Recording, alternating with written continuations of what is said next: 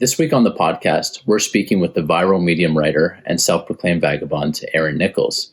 Instead of me doing the whole pitch for him, I'm going to pass it away to him to do the plug. Thank you again and enjoy. Write a Substack email called The Well-Lived Life. You can Google The Well-Lived Life and it'll come up on Substack. My name is Aaron Nichols, so that's the author name you'll see.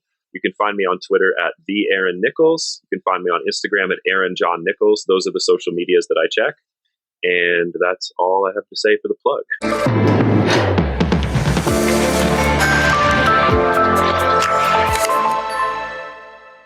We're both learning as we go. Bootlegging it completely. Yeah. So, yeah, you know what? It's tough. I honestly have noticed probably in the last week or two, like the tech, like it makes it look so easy. Like when you just like release something or when there's a professional that just sort of records something, put up on YouTube. But there's a lot that goes into just editing the stuff, cleaning it up. And like, it's a whole different ballgame. It's totally different. Yeah, absolutely. Yeah. But how's the well-lived life stuff coming along that you're doing right now? It's going really well, man. We just, as of today, we passed 1,700 people. That's cool. And then do you get new people every single time you're writing an article? Like, do you know how the word is getting out? It's getting out through Substack and also through Medium because I put like call to actions at the bottom of a lot of my articles. And then I've also been republishing articles on LinkedIn. And so, yeah, I seem to be growing by an average of about 30 to 50 people a day, which is really cool. That's crazy. And do you ever see people unfollow, or is it just sort of a consistent growth and like grabbing people into your movement and your writing? It's definitely consistent growth. Like I haven't seen, people definitely subscribe and unsubscribe. And I'm like, more power to you. Good luck. I mean, what I'm saying is not for you and that's fine. But yeah, I definitely, I've seen people that's awesome. Subscribe and then resubscribe. But yeah, it's been steadily growing. So there's more every day, which is cool. And what brought you to where you are right now? Like, why did you start writing? What's your message really about? Yeah, the ethos of my writing, I was condensing this the other day and really trying to figure it out. And at the base level, I write what I wish I had to read at the worst times of my life. Mm-hmm. Like, I write a lot about traveling and how important that's been to me. And that came out of going straight to college right after high school and becoming a business major and then dropping out of college and realizing that wasn't what I wanted to do at all. Mm-hmm. So I write a lot about, take time to think about what you need to do, take time to figure out what your message is, what you want to be, and really give yourself the space to become that. And why did you run into business school? Because I did the same thing. I was in business school for 2 years and then transferred to an even more elite business school and then just like had a panic attack. Like I hated it. I really did. Yeah. And so what was your story about? Is it similar in that sense? Yeah, I think it's just, I only made it a semester in business school. I was just a declared business major. But I think it was just the classic, my friends were all going to college and I wanted to go to college too, even though I clearly wasn't ready. And then I did. And business was the same reason anybody studies business. You just want to make money. And was that sort of an encouragement? Because we're roughly the same age. Were you just looking just sort of for a stable job? Like it's after the recession, you just sort of want to be independent and self-sufficient. And that is sort of like the most logical choice is business school. Yeah. At the time, man, that's, it's fun to think back on that because like I am such a different person now. Mm-hmm. And it's interesting to think back, I had just turned 18. I just got into this like really cheap state school and then left my job at the retirement home. No, you worked at a retirement home? I worked at a retirement home too. That's that's so crazy. Yeah, man. Yeah. And like, so I was dishwashing at that point, and then I went to college for a semester and ended up just having a string of really terrible experiences that ultimately set me up for greater success later.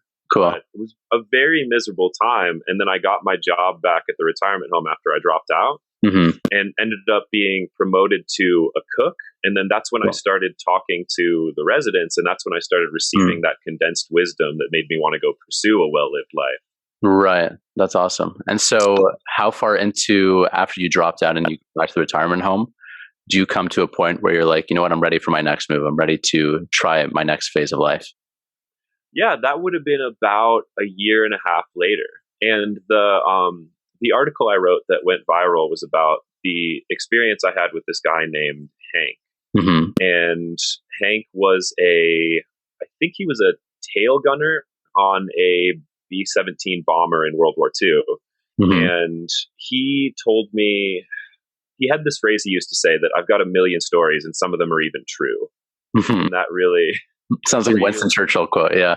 Yeah, absolutely. Right. And that just made me want to be like that. It made me want to go have those experiences, like live a life that I could be proud of. And at that time, I was realizing also that like the people who were happiest and most fulfilled at the end of their lives in that retirement home were the ones who hadn't done the same thing for 40 years.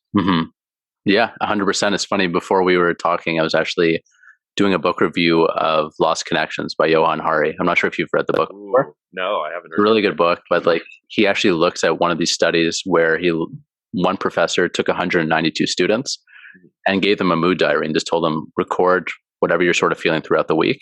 And the more materialistic students at the end of the experiment were far angrier, far less happy and satisfied with their lives than people who were sort of not swimming in that stream of consciousness. And it's interesting because I always talk about this with my girlfriend, but it's so tough because we were given one messaging about being successful and we're marketed a certain image of what success and happiness looks like.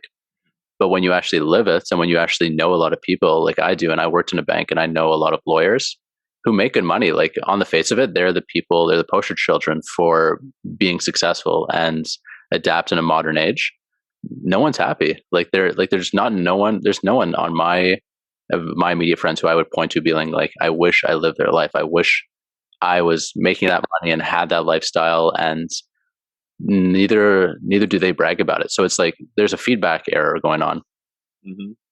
Yeah, and this is something I've been thinking about a lot recently, and it's been coming out in my writing about how our modern society has basically just alienated us from all the things that make us human. Like our version of success in the West is the ideal of the self-made man. You can put that in air quotes, but like the person who is able to do it all themselves, and then they tell us that they did it all themselves, and then they started from nothing, and then they've grown up and now they live in this mansion, and that's very isolating, and it's very against the human truth that we need community, we need each other, we need people, and we also we are a product of the environments we grow up in, and we often forget that. Like in Outliers, Malcolm Gladwell talks about how Bill Gates really just sort of happened to have a computer lying around and happened to love computers and happened to have, I think it was a college near him where he was able to put in hours and hours and hours of programming. Like we really are a product of our environments way more than we like to admit in our story of Western success. Right.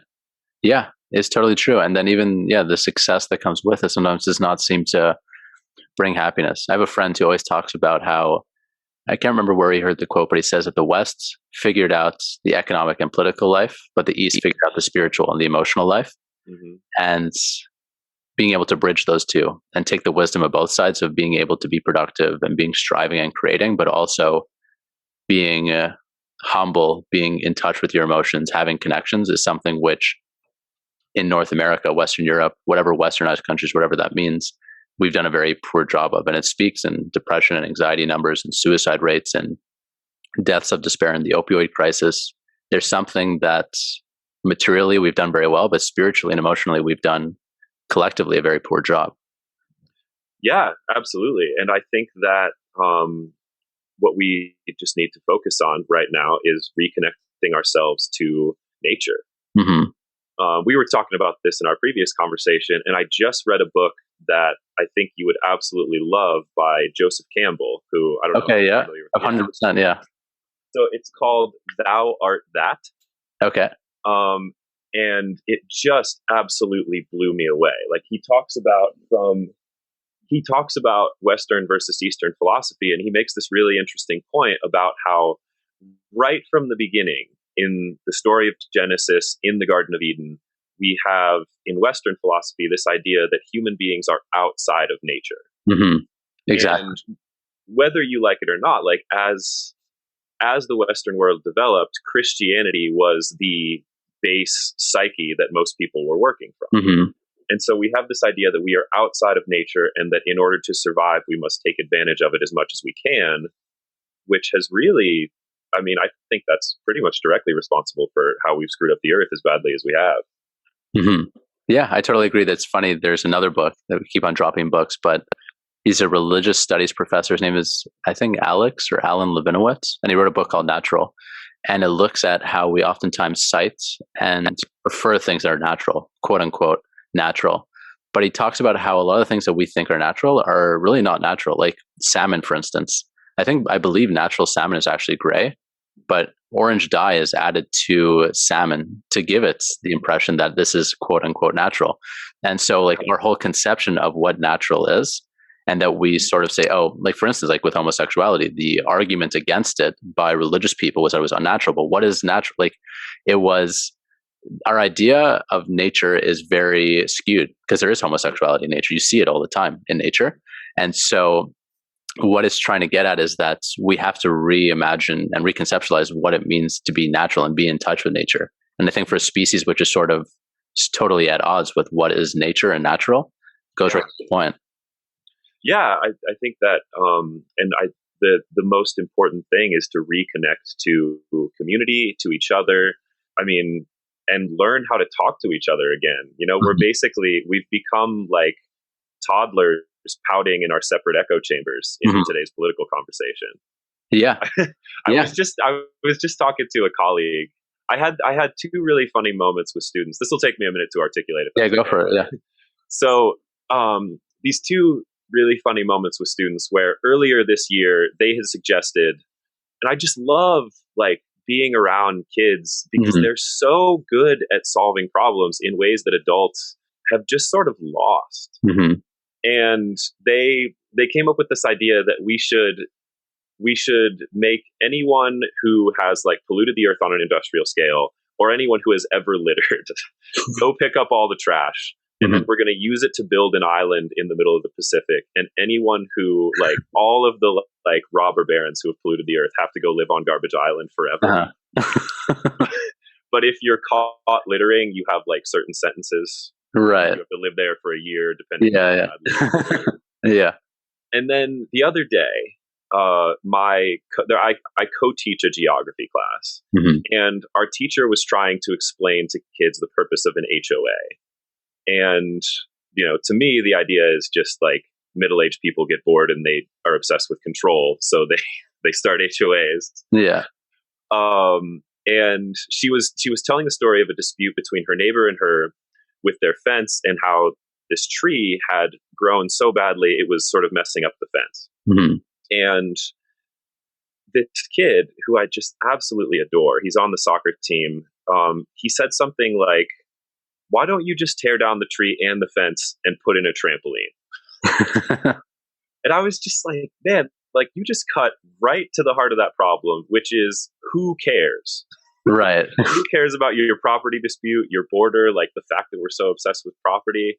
And so I was talking to my coworkers, and our satirical idea to fix democracy is what we're going to do is adults are in timeout for the next 10 years. The voting age is now becoming 5 to 13. So just kids who know how to solve these problems are actually going to try to do it without political nuance. Right. Then, so now obviously helicopter parents are going to try to destroy this idea. Yes. So what we have to do is anyone who's caught influencing a kid's opinions in the 3 months leading up to the election has to go live on Garbage Island for a year. It comes back to Garbage Islands. It does. Yeah. So that's my proposal to fix democracy. Yeah, but it's interesting because in some way your experience with the retirement home showed you that elders have wisdom, and you've written articles about that, which we've run. but in another sense, you see in young people and youth naivety. I don't know what word you want to use, but like you also see a superior way of thinking sometimes. Like there's both Absolutely. aspects to it, right? Yeah. Hmm. Yeah. I mean, there was a beautiful moment when I was studying to be a teacher and I was first in schools. And I remember there was, we were watching this video where this woman, this artist, had taken this white supremacist manual and just ripped pages out of it, and she had turned them into paper cranes because there's this idea. I don't remember if it's Chinese or Japanese, but if you make 1,000 paper cranes, you get a wish. I got you. Yeah. And the whole video was about this. She had taken this disgusting, outdated rhetoric, super white supremacist, and like she was turning it into these paper cranes. And we go through this whole video, and where I grew up is pretty whitewashed. And so there's one black kid in the class. And we go through the whole thing. And of course, everyone pretty much turns to look at this African American kid after the video, just like wondering what he thinks about it. And this kid, I think, was in 6th grade. So he's probably 11. I don't know, 6th grade, maybe is like 10. But he raises his hand afterwards, and the teacher calls on him. And the only thing he has to say after watching all of that and seeing some of the hate speech that was in that book is, did that lady get her wish? Mm-hmm. Right. It's just like, like we are born and we know what's important, and then we're conditioned to lose it by society. Mm-hmm. Yeah. And did you, no, it's an important story, actually. Like, did you come to that, I guess, that knowledge, that understanding when you were traveling? Because I know for a time when you left school and whatnot, you sort of went on a little bit of a vagabonding trip.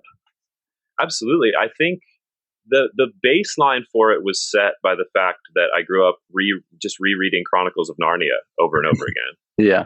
And C.S. Lewis had this really beautiful perspective on childhood and children, because kids are the only ones who can go into Narnia. Adults are too close-minded to actually enter another world, which I think is a really beautiful thing. But yeah, then traveling around, like I did a lot of volunteering with kids. Like when I was in Nepal, I was working with kids in the Peace Corps for education. And yeah, I think that there's just something so important about childishness that we don't respect. And I think that we as adults end up being quite naive, thinking that we've become superior to that, when really, like, I think we've lost what's important. Yeah, I totally agree. I'm glad that people are out there thinking about this and seeing different ways. I feel like I was reading Peter Thiel's book, 0 to 1, and it's all about sort of innovation, business innovation and differentiation. But one of the topics he looks at is sort of how we've lost our imagination. He felt like in the 60s and 70s, there was a lot of hope and idealism, like a techno-futurist planning for the world. And he feels like today people are much more incremental. They're rational, but it's also sort of taken away that magic and that hope for the future. I think it's very much dreary and dull. People are working, they're saving money, they're buying houses, they're making super rational decisions, but people are not aspiring to create beautiful projects and change the world. Yeah. I mean, just go take a walk through your average suburb. All the houses are painted in pastel. Right. Yeah. It's amazing. Like, especially I think for even ourselves, like in Toronto, it's the exact same way. And like what we look forward to is going and shopping on the weekend. Like that's sort of like you work Monday to Friday, and you say Saturday and Sunday are the bread and butter days for when you catch up with going shopping. And it's become very hollow, I think. And I think, which is a very fascinating thing, is that, and it could be exciting, I think, with writers like you are doing and other people are doing, is that they see sort of a gap between where we are and like where we should be, and like imagining and constructing and considering what are the future potentials that we can have, like instead of continuing down this path. And I think a lot of the experiences that you bring to the table of teaching in a school with a lot of different ethnic and historical experiences, traveling abroad, you're seeing that there's other pieces on the board that we could be using at our disposal. And I was just having this conversation with, so the woman that I coach soccer with and her partner, they met on the PC tea. Hmm. Oh, that's amazing. Really cool. Yeah, a wonderful story. And we were talking about trail culture. And trail culture is very similar to the culture you find when you're doing international backpacking. Sure, exactly. That was my way of relating to it. And it was so interesting to think about how, like people who have like gone and lived in the woods for a while or traveled for a while, you understand what's important in a way that you just can't see when you're in modern society. I mean, I would really like to make, some sort of nature experience or some sort of international experience compulsory. 100%. Yeah, I agree. It's funny because I was talking to my girlfriend about this, but whenever we go to camp, we did like a massive road trip last summer. The people who are sort of tourists and the people who are the hikers and the campers, because like when you're on the trails, even when it's COVID, people will look you in the eyes, they'll nod at you, they'll say, hey. And it's like, even those small gestures like that, you can tell that they're mindful of that other people around them in this beautiful place and that they're a small part of something bigger. And it's interesting when you go into these small different subcultures that you get unique flavors. I totally agree. Like when I backpacked across Europe, when you're in hostels and when you are traveling across like these small different like European cities, you bump into people all the time and like it's the same type of flavor. And yeah, the PCT has probably got to be exactly like that. Yeah, you're all sort of following like the same trail. You have similar ideals. The coach was telling me about how she tore her ACL on the trail, and like her partner stayed with her and helped her through. But people were like walking up, and when they saw that she was limping and she was in the wilderness, they gave them so much food. They gave them more food than they could eat, and they ended up giving some of the food away.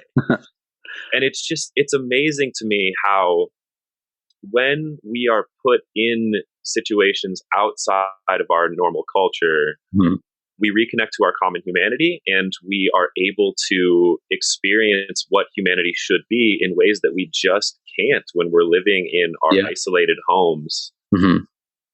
Yeah, like when we're in Toronto, I guess like any big city, I'm not sure how it is out in Colorado where you are, but you're also in a small town. There's just too many people. Like people don't hold the door for you. They don't look you in the eye. And it's not like they're doing it because they're rude or they're impolite, but it's just that's the culture. Like life is so fast. You don't have enough time to meet every single stranger. You're never going to see them again. Yeah. And so unfortunately, we just sort of become like bees in a big beehive. And like we're just sort of like buzzing past each other. And lost in that is the deeper connection stuff. Like what we were talking about with that book, Lost Connections. I think you really should read it. I think I maybe had mentioned it to you before, but the book is all about, one of his arguments is that we've lost connection with the natural world. Another connection is that we've lost with meaningful values. He talks about junk values and consumerism and superficiality. And it's funny, like when you piece these all together, they make a lot of sense, but it's hard because I guess we have the tools to build digital communities and virtual communities where people can connect of like-mindedness. But it's tough because I feel like for people like us who sort of maybe swim in a different stream or swim against the current stream, it feels like it's like one or two of us and there's like 98 of us coming the other way, and sort of like trying to find each other, trying to make community and connection is very tough sometimes. And to try to make a bigger difference, to feel like the water is changing is very tough. Yeah, and that's another thing that I'm very fascinated with is the desocialization of what I guess we could call the rich Western world. And it really sort of, I think it started in the 1950s. And when we started moving into suburbs. Yeah. And at the very beginning, suburbs were a place of community. And then I remember this speaker that I saw a few years ago talking about how the thing that started the decline of socialization in the suburbs were the invention of air conditioning and the garage door opener. Sure. Yeah. And the TV, I'm sure too. Yeah. Yeah. Yeah. And so like, rather than sitting out on your porch, you're like inside all the time. And then rather than having to get out of your car, unlock your garage and lift the door up, talk to your neighbor who's on the porch. You just go straight into your house with your automatic garage door and you never see anyone. You have to read this book. I'm going to tell you a book, and I give you a lot of book suggestions, but this one you will want to read. It's called Bowling Alone. I'm not sure if you've ever heard of it. It's a very famous book. I have, yeah. And this is all about sort of, again, this theme of lost connections, that bowling associations, Rotary clubs, all these types of not-for-profit communal organizations, the Boy Scouts even, like, and the Girl Scouts, like they used to be massive things 50 years ago, 60 years ago. And today they're sort of like almost shells of their former selves. And he sort of talks about how the social connection, the social cohesiveness has become weakened as a result of that. And you really don't have like people, you don't have definitely people our age who don't socialize and organize in those ways. There's political activism, which is good. But the problem with political activism, I find, is that there's no other domains. I think life has become so politicized that you can't find an escape route. Like, it's good. People should talk about racism, sexism, all these issues which are important today, but we need an outlet where we can also just connect as humans and not be in a political frame of mind, I think. And we don't have that anymore. Yeah, that's absolutely correct. Another one that you'd probably really like is Happy City by Charles Montgomery. Okay, never heard of that. He's Canadian, so you probably know him. All Canadians know each other. Yeah. I think I have it behind me, actually. Yeah, so this one, I learned a lot of stuff I never learned before. Like, basically just how insidious the growth of the suburbs has been, and how like intentional. But so they talked first about, people in suburbs feel genuinely unsafe when they're not. And they did this massive study where I'm definitely going to misquote the percentage, but it was in the teens. It was like 18% of people think that if they were to lose their wallet, and they did this study in a Toronto suburb, by the way. So 18% but they thought 18% of people think, if I lose my wallet, I'm never getting it back. And so the researchers sprinkled loose wallets around this Toronto suburb, and 85% of them came back. So we also, we've been conditioned to feel that we're unsafe. And a lot of that, especially in the suburbs, is this feeling of you never talk to your neighbors. You have no idea who they are. Yeah, 100%. Yeah. You're never spending time outside. You barely know anyone that you live near. And so you feel unsafe because you have no idea who they are. And you're not spending time in your home or your community because you're constantly commuting out to go to work. Yeah. Yeah, 100%. I complain to my parents and my girlfriend constantly about that. And it's funny because it goes into another book, Sebastian Junger's Tribe. I don't know if you've ever read that book, but it's an awesome book. Not yet, no. But it's all about sort of how we've evolved from tribal areas and tribal mentalities, and sort of missing, because usually, like historically, we would live around people we're very close with. We all work together. We cooperate together. And maybe that's something which is out of tune with the modern world because we can't be super communitarian on everything. But we've gone the other way where no one socializes with each other.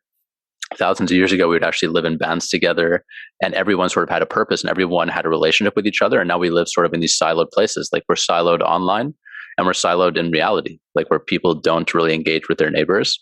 You don't have like block parties like they used to have. You don't really like engage with your neighbors, like unless like they're your best friends, or unless like you've known them for 30 years. Like, there's no value added. There's no transactional thing, which is unfortunate. That's like our mindset is like, oh, can you provide me value? Is there something that's beneficial from this friendship? It's just like, I'll stick to myself and you stick to yourself.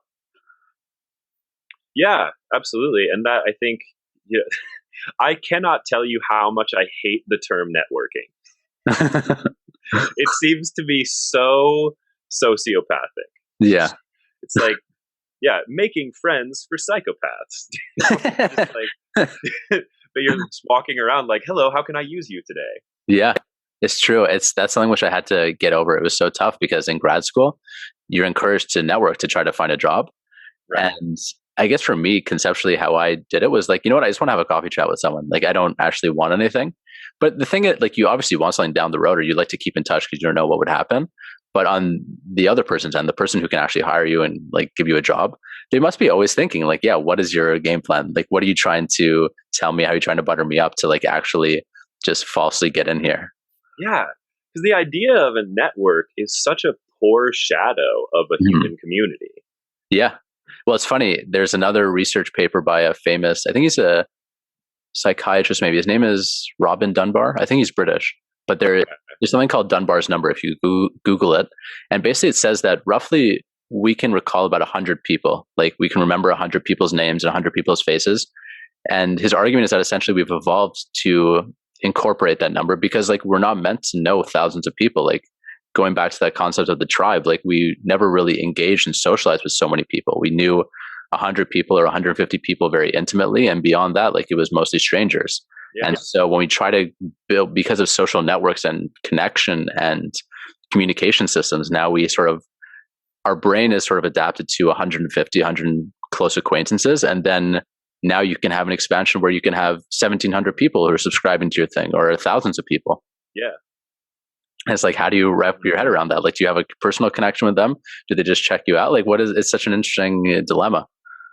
It is. And that's something, that, I mean, by most measures of successful people, like, you see people who have like 50,000 people on their email lists. And it also, like, I've been trying to be very intentional from the beginning about trying to create a community in my own writing, just being like, please, like, reply to this email if you want to talk to me, or just like anything you want to say to me, like literally let's hop on a Google Meet and let's just talk to each other like people. And I have a lot more ideas too for how I'm going to turn it into more of a community once I have the time this summer when school's over. That's awesome.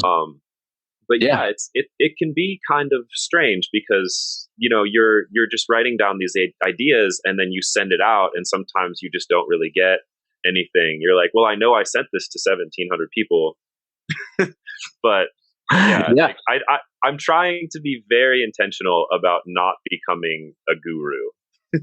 Yeah, but I think you have a good message. Like, and I think that's the thing, which there's always that imposter syndrome. And I think you're doing amazing. Like 1,700 people is remarkable. And that even if you like impact 10% of them or 1%, like you're changing people's lives, changing how they're looking at the world and how they relate to themselves. And I think that's really the end of the day. Like there was a Tim Ferriss interview I was listening to where he was interviewing Eric Weinstein, who's an astrophysicist, and he works at Peter Thiel's Capital Fund. Yeah. He said like the best fame of all is like where you're really well known by like 2,000-3,000 people. Like super fame is not great because like your whole life is sort of gone. Like you have no privacy, you have no close friends, and like everyone just wants to be your friends. Yeah. Being anonymous maybe is not the greatest either, but having 2,000-3,000 people who really like you and really respect you and value your opinion is like that sweet spot right there. Yeah, absolutely. And so don't aim to be, I was just checking Elon Musk on Twitter. I don't know about all other places, but he has like almost 50 million followers. And that's crazy. That's amazing. Like that's like president level. Like I think the president and the Pope maybe and the Queen probably have stuff like that. So you like your private life is gone, but like where you are 1,700, yeah, you can, I don't know if Substack, if that's the rule, maybe you can have even more and have a really good following and not be too public, but I think you're on the right track right now. I'm hoping so. And yeah, like I said, I'm trying to become very intentional. Like I'm really hoping in the future to do guest posts from people in the community. That'd be awesome. Like their stories of what they think a well-lived life is, and just all of that, and like book clubs, and just being able to really interact with these people who have taken the time to read stuff that I've written, which still blows my mind because I, started writing 4 months ago online. Yeah. So it really, like, I'm trying to remain grateful, and I'm also going back to the idea of being self-made. I meditate every day on the fact that I'm not self-made. Like I was homeschooled until I was in 8th grade by a mom who was very intentional about instilling curiosity in us. And I look around like at the school system, and that just indoctrinates curiosity out of yes. Like I loved reading from an early age, and that was encouraged in me. And I grew up in a house where books were always around. Like I had a father who encouraged me to travel and encouraged me to drop out of college in that first semester. That's because awesome. I wasn't doing it. Like I got You're so lucky. Yeah. Yeah. Yeah. And I never want to think that I just like somehow, by the strength of my own will, just out of nowhere, decided to pull myself up by my bootstraps. And then, but I think it's important. I think like you come to that conclusion and that viewpoint as you experience and as you grow older. I think the more you count your blessings and the more gratitude you have, because very much the same way. I think to you, like my parents were super supportive. I just was predisposed to being interested in reading and writing, and some people are not. And just because we maybe now live in an information age, like where that's actually prized. If I was growing up in caveman times, I would be probably the least valuable person there. So it's sometimes timing and sometimes luck. And it reminds you just to be helpful to other people. Like you never know who you can help out, someone who you don't understand their life story. Maybe they've struggled with things. And I think that's like the greatest thing. Like I have terrible road rage and I've been working on it, and I have really, really bad road rage. And like, you know what? I remember like thinking sometimes you don't know what's going on in someone's life. Like you don't know if like someone they know got a bad diagnosis, they hate their job, they got in an argument with their spouse. Like you don't know what their deal is. And like you honking and just like ruining their day. It's like what message and what vibe are you throwing out into the world? And like that, like I don't know if I would have come to that conclusion 10 years ago. And I'm still working on that. But it's like, you know what? Like being a productive force in the world and a constructive force. Well, according to Happy City, the commute is the biggest happiness killer. Oh, for sure. Yeah. Like, I mean, you just, you lock yourself in a metal box and then put yourself in a concrete, unnatural area with hundreds of other people who are as angry as you are. Yeah. I remember I used to commute into Toronto like an hour and a half every day each way. So 3 hours almost total. And if you go on YouTube, they're called runners, but I was on the GO train. And so at the end of the day, every time when the train doors would open up, you would have people in their 40s and 50s dressed in suits and ties. And as soon as the door would open up, like horses at a race, they'd be bolting. Like they probably don't work out like this at all during the day, but for this like 2-minute window, as soon as the door would open, they'd be rushing to their cars to get in first, to beat the traffic, to get home. And it's like, that's a sign. Like if 90% of people are leaving work, leaving well-paid jobs, educated people, and literally running away from it, there's some message there that we have to take from it, which is like something is wrong there. People are not like, I don't see someone very happy from their job running out the doors. They probably would be like, you know what, I'm going to take my time, I'm going to relax, I'm going to rest. But like to get out of there, to get away from the traffic jam, to just shut the world away from you, like there is some like apocryphal, I feel like, just sort of story there. Yeah, there is, man. There's so many things about the modern world that seem so dystopian. Mm-hmm. Yeah, that's terrifying. It is, but again, those are the people who are like quote unquote successful. Like, these are the people that are educated, that get paid well. Like I'm sure these people are making 6 figures. They can own cottages, they have nice cars, and it's like, but you're still doing that. Like whereas, like I don't know, like I'm doubting you probably would be running from a GO train door just to get away from work. So it's like, what are you doing right that they're not doing? Like, and I'm guessing you probably don't have the salary of like someone who's working at a bank or a corporation. Like you're reading a lot, like you're still figuring out your life, but it's like you're doing something in some aspects of your life, which is not far superior, but it's leading to better outcomes. Like you seem more grounded, you seem more in tune with yourself, you seem more willing to see the humanity in other people. And like whatever choices they're making is not affording them the ability to do that. Mm-hmm. And I also want to really, push back against the idea that is a personal choice. I mean, I think like, that's cultural conditioning, like the society that we've built values those things. Mm-hmm. And I mean, that book, Happy City, really talks about how the suburbs are essentially misery machines. I listened to an interview with Neil deGrasse Tyson. He quoted the comedian Red Fox. Okay. And he said, it's really hard to kill yourself jumping out of a basement window.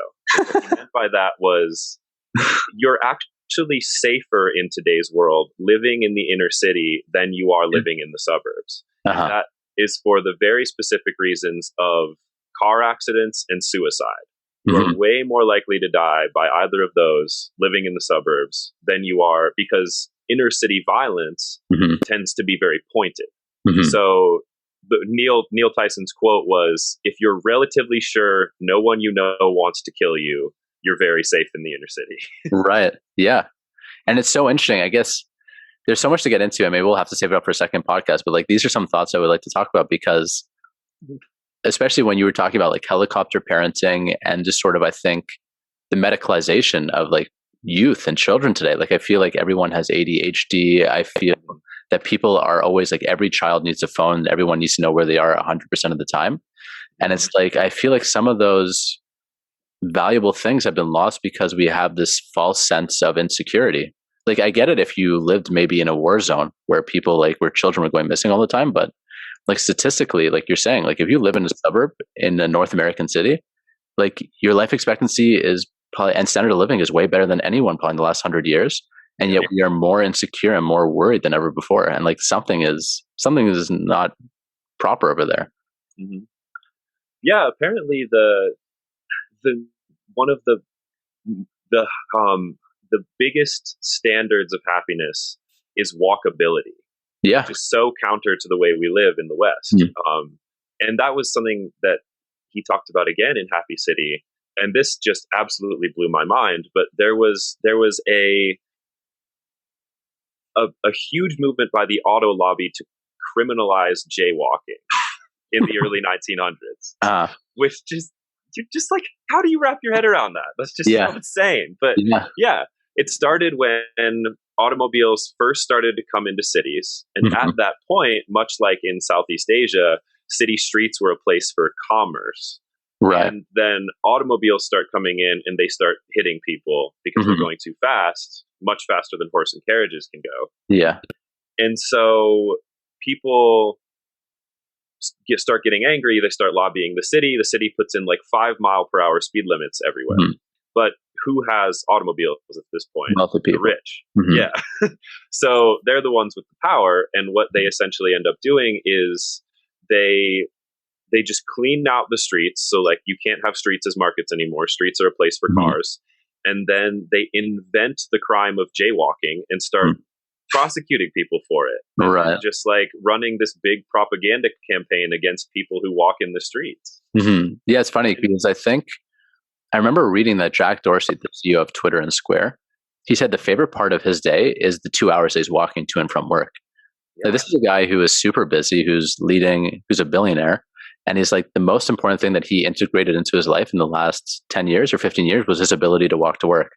Like you would think maybe this guy would have a helicopter to work. This guy would have the best food catered to him at all times. He doesn't have to work on the weekends if he doesn't want to. But no, like the simple answer for him was like, I just like to walk to work and clear my head and just be like away from everything for a couple of hours.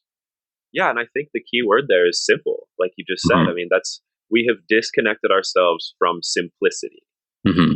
And we don't need a lot to be happy, but we've been told by advertisers for the last, I guess, 70 years. Advertising on an industrial scale is relatively new, but we've just been told that we need to chase and consume and chase and consume and just like go through this cycle. And we end up miserable. And then we ask ourselves why, and all we need is simplicity. Yeah. I remember as like a closing thought, but I remember when I was working at the bank, I love watches. And like every couple of weeks, I would save a little bit more money. I was like, ooh, I'm going to get this watch. And then after I got that watch, I'm like, I'm going to get that watch.